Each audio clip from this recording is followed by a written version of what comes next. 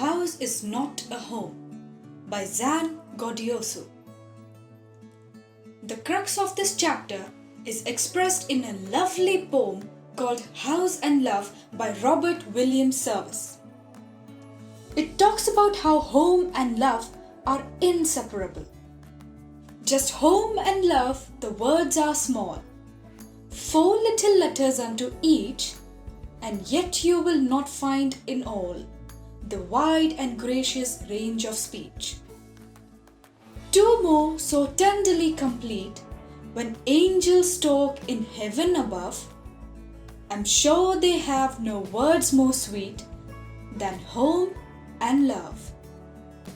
Just home and love, it's hard to guess which of the two were best to gain. Home without love is bitterness. Love without home is often pain. No, each alone will seldom do. Somehow they travel hand in glove. If you win one, you must have two, both home and love. And if you've both, well then I'm sure you ought to sing the whole day long. It doesn't matter if you're poor, with these to make divine your song. And so I praisefully repeat, when angels talk in heaven above, there are no words more simply sweet than home and love. Now read this chapter about a little girl who loses everything but gains love in unexpected ways. The story is about the writer when she goes through a big life change. She joins a new high school, leaving behind her brilliant teachers and all of her friends. She felt isolated. Starting over in school and forging new relationships at such an age can be quite challenging, as people often already have their friends groups and activities. Have any of you had to switch schools very often? What are some of the challenges you faced?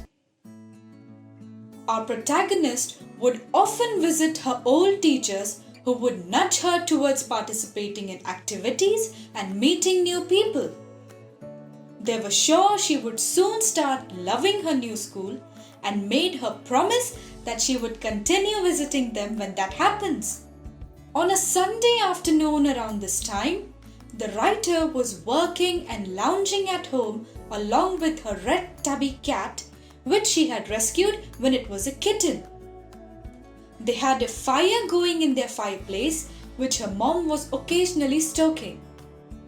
Suddenly, the writer smelled something strange, and before she knew it, they were engulfed in smoke. They all quickly ran out, and the writer called the fire department on the neighbor's phone. By this time, her mother had rushed back into the house only to return with a metal box with all their important documents. And then she ran all the way back again. The writer knew that her mother had gone back for photographs and letters of her father, and that's all she had left of them. The writer ran after her, trying to stop her. But before she could, she was stopped by a fireman, and soon enough, another one returned with her mother. It takes about 5 hours to douse the fire. Her mother had inhaled some smoke, but was okay. And then suddenly, she realized that her cat was nowhere to be found, and this fact became her emotional and mental tipping point. She completely broke down, thinking about her new school, her cat, her house, and everything that had burned down. They weren't allowed to go back into the house, which was pretty much destroyed anyway. So, they spent the night at her grandparents' house, taking nothing but the blankets that the firemen had given them and the metal box. The next day, the writer's mother forces her to go to school. The writer doesn't want to go as she had none of her clothes, books or bags. Plus, She did not want to stand out in the crowd of students, especially since she was already finding it quite difficult to blend in and forge friendships. But she reluctantly slips on her aunt's shoes, wears the same dress as last night, and goes to school. She says, "The more I try to fit in, the worse it gets." When she crossed her house that day after school, it was unrecognizable. Everything had turned to rubble and she had lost her cat too. But her mother didn't wait for her to grieve and get through this.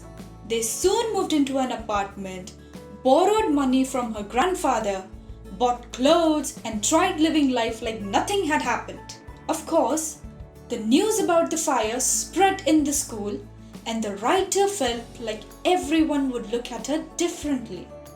The next day, on reaching gym class, the writer found that everyone had pitched in to set up a huge table of school supplies, notebooks, and all sorts of things for her. The show of support really warmed her heart. That day, she even ended up making new friends. When, a month later, the writer visits the site of her old house, she was grateful for everything she had: people, school, her house being rebuilt. As she was reveling in this wonderful feeling of security, a woman came up to her with a cat, asking her if it was hers. The writer had been reunited with her cat. It turns out that the cat had escaped but hadn't gone too far. While it had a phone number on its collar, their phone had been burnt down too. So, the woman couldn't contact them.